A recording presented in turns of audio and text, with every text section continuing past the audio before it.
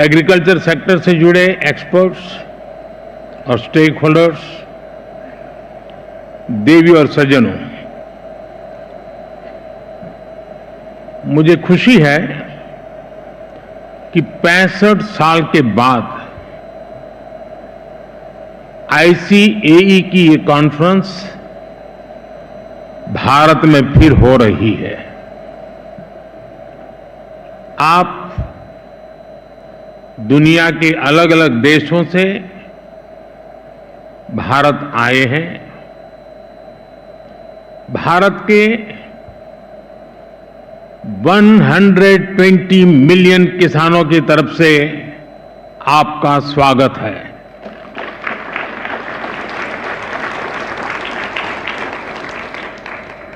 भारत की 30 मिलियन से ज्यादा महिला किसानों की तरफ से आपका स्वागत है। देश के 30 मिलियन फिशरमैन की तरफ से आपका स्वागत है। देश के 80 मिलियन से ज्यादा पशुपालकों की तरफ से आपका स्वागत है। आप आज उस देश में हैं जहां 550 मिलियन पशु है। कृषि प्रधान देश भारत में, जीव प्रेमी भारत में आपका स्वागत है, अभिनंदन है। फ्रेंड्स, भारत जितना प्राचीन है उतनी ही प्राचीन एग्रीकल्चर और फूड को लेकर हमारी मान्यताएं हैं, हमारे अनुभव हैं और भारतीय कृषि परंपरा में साइंस को, लॉजिक तो प्राथमिकता दी गई है। आज फूड और न्यूट्रिशन को लेकर इतनी चिंता दुनिया में हो रही है, लेकिन हजारों साल पहले हमारे ग्रंथों में कहा गया है, अन्नम ही भूतानाम ज्येष्ठम तस्मात् सर्वौषधम उच्यते, अर्थात सभी पदार्थों में अन्न श्रेष्ठ है, इसलिए अन्न को सभी औषध, हमारे अन्न को औषधीय प्रभावों के साथ इस्तेमाल करने का पूरा आयुर्वेद विज्ञान है। ये पारंपरिक नॉलेज सिस्टम भारत के समाज जीवन का हिस्सा है। फ्रेंड्स, लाइफ और फूड को लेकर ये हजारों वर्ष पहले का भारतीय विजडम है। इसी विजडम के आधार पर भारत में एग्रीकल्चर का विकास हुआ है। भारत में करीब 2000 वर्ष पहले कृषि पराशर नाम से जो ग्रंथ लिखा गया था, वो पूरे मानव इतिहास की धरोहर है। ये वैज्ञानिक खेती का एक कॉम्प्रिहेंसिव डॉक्यूमेंट है, जिसका अब ट्रांसलेटेड वर्जन भी मौजूद है। इस ग्रंथ में कृषि पर ग्रह नक्षत्रों का प्रभाव, बादलों के प्रकार, रेनफॉल को नापने का तरीका और फोरकास्ट, रेन वाटर हार्वेस्टिंग, जैविक खाद, पशुओं की देखभाल, बीज की सुरक्षा कैसे की जाए, स्टोरेज कैसे की जाए, ऐसे अनेक विषयों पर इस ग्रंथ में विस्तार से बताया गया है। इसी विरासत को आगे बढ़ाते हुए भारत में एग्रीकल्चर से जुड़ी एजुकेशन और रिसर्च का एक मजबूत इकोसिस्टम बना हुआ है। Indian council of agriculture research के ही 100 से ज्यादा रिसर्च संस्थान है। भारत में एग्रीकल्चर और उससे संबंधित विषयों की पढ़ाई के लिए 500 से ज्यादा कॉलेज है। भारत में 700 से ज्यादा कृषि विज्ञान केंद्र है जो किसानों तक नई टेक्नोलॉजी पहुंचाने में मदद करते हैं। साथियों, भारतीय कृषि की एक और विशेषता है। भारत में हम आज भी 6 सीजन्स को ध्यान में रखते हुए सब कुछ प्लान करते हैं। हमारे यहां 15 एग्रो क्लाइमेटिक जोन्स की अपनी खासियत है। भारत में अगर आप कुछ 100 किलोमीटर ट्रेवल करें तो खेती बदल जाती है। मैदानों की खेती अलग है, हिमालय की खेती अलग है, डेजर्ट ड्राई डेजर्ट की खेती अलग है, जहां पानी कम होता है वहां की खेती अलग है और कोस्टल बेल्ट की खेती अलग है। ये जो डायवर्सिटी है यही ग्लोबल फूड की सिक्योरिटी के लिए भारत को उम्मीद की किरण बनाती है। फ्रेंड्स, पिछली बार जब ICAE की कॉन्फ्रेंस यहां हुई थी तो भारत को उस समय नई नई आजादी मिली थी। वो भारत की फूड सिक्योरिटी को लेकर, भारत की एग्रीकल्चर को लेकर एक चैलेंजिंग टाइम था। आज भारत एक फूड सरप्लस देश है। आज भारत दूध, दाल और मसालों का सबसे बड़ा प्रोड्यूसर है। Bharat food grain, fruits, vegetable, cotton, sugar, T, framed fish, इनका दूसरा सबसे बड़ा प्रोड्यूसर है। एक वो समय था जब भारत की फूड सिक्योरिटी दुनिया की चिंता का विषय था। एक आज का समय है जब Bharat global food security, global nutrition security, इसके सॉल्यूशन देने में जुटा है।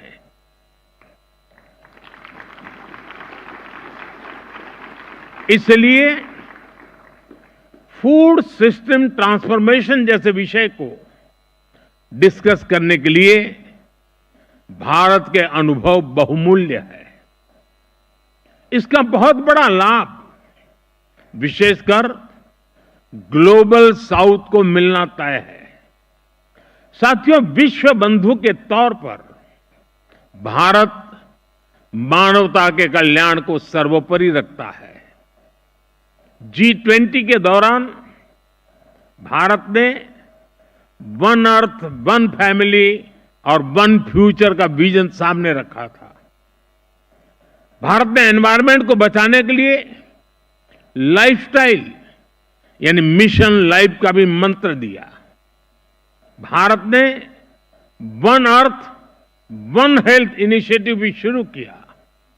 हम ह्यूमन, एनिमल्स और प्लांट्स की हेल्थ को अलग अलग नहीं देख सकते। सस्टेनेबल एग्रीकल्चर और फूड सिस्टम्स के सामने आज जो भी चैलेंजेस है, इनको वन अर्थ, वन फैमिली और वन फ्यूचर की होलिस्टिक अप्रोच के साथ ही निपटा जा सकता है।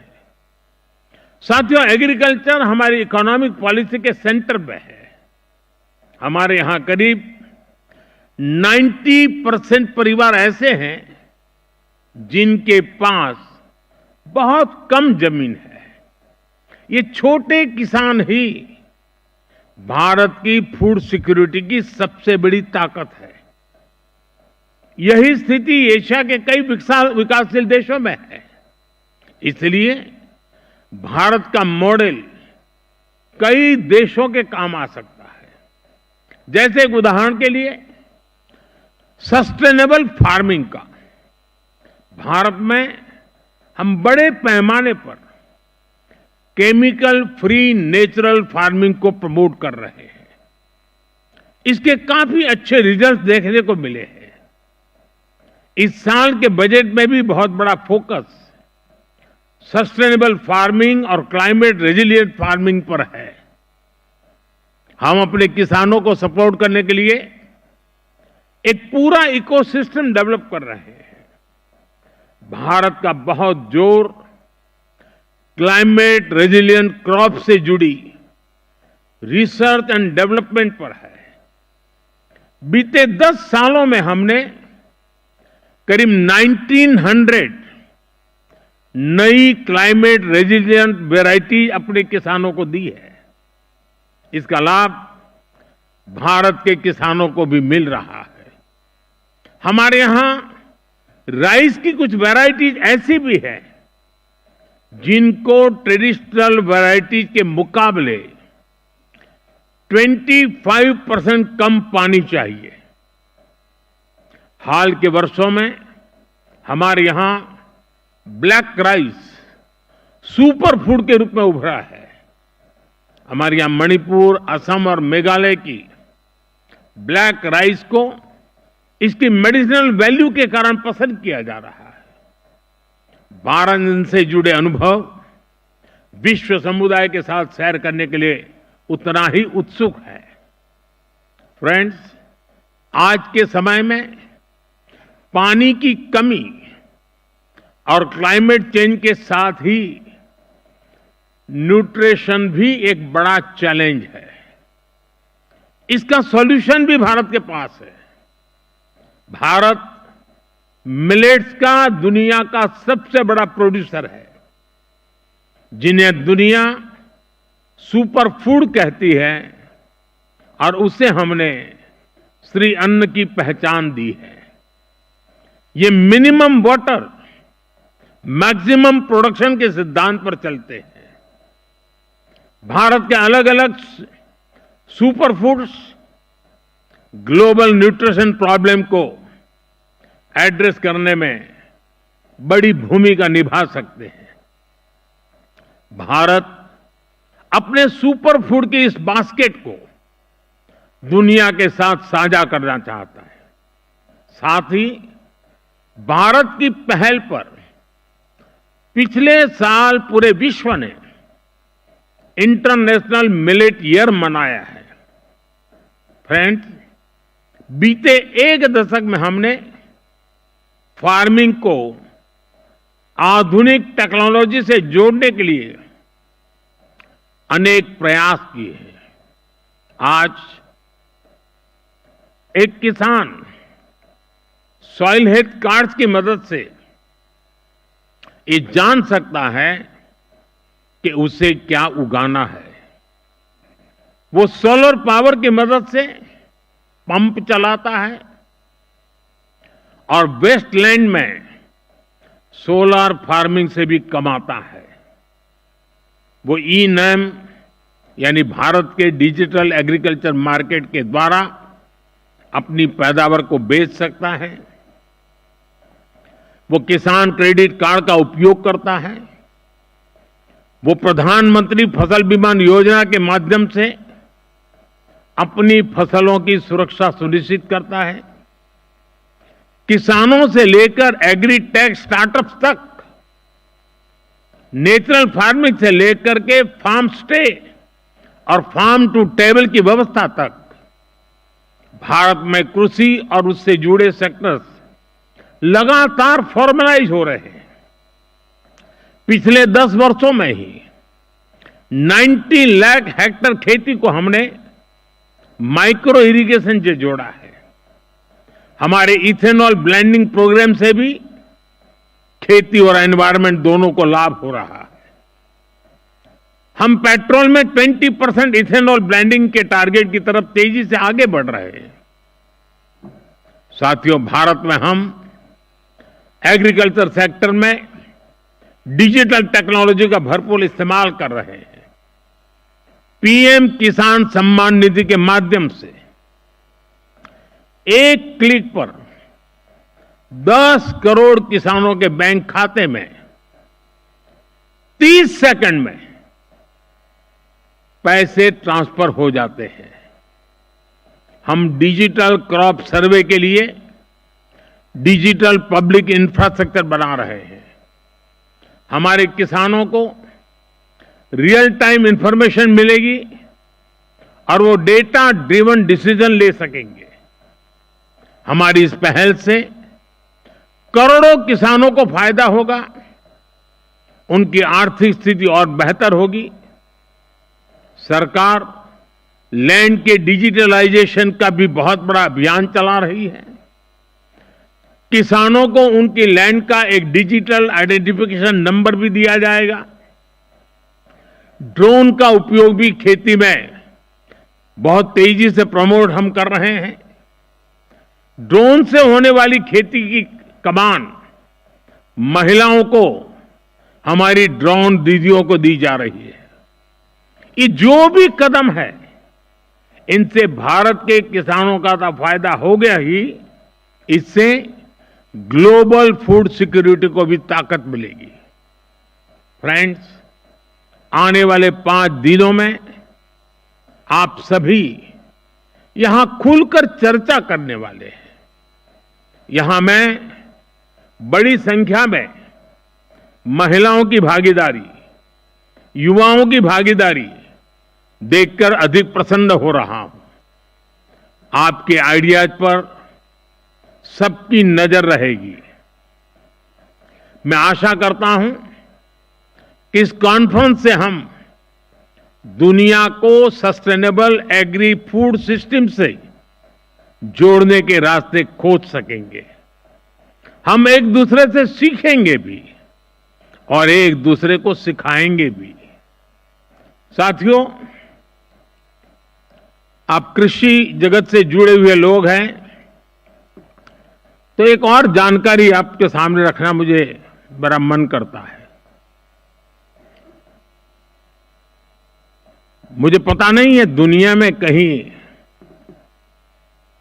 किसी किसान का स्टैच्यू हो।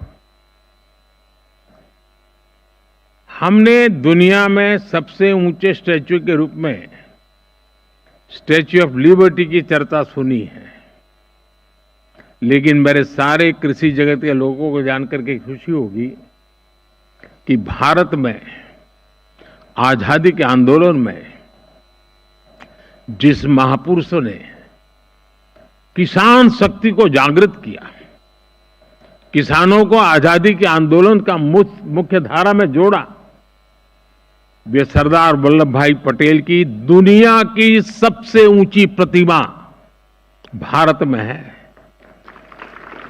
स्टैच्यू ऑफ लिबर्टी से डबल उसकी ऊंचाई है और एक किसान नेता की है।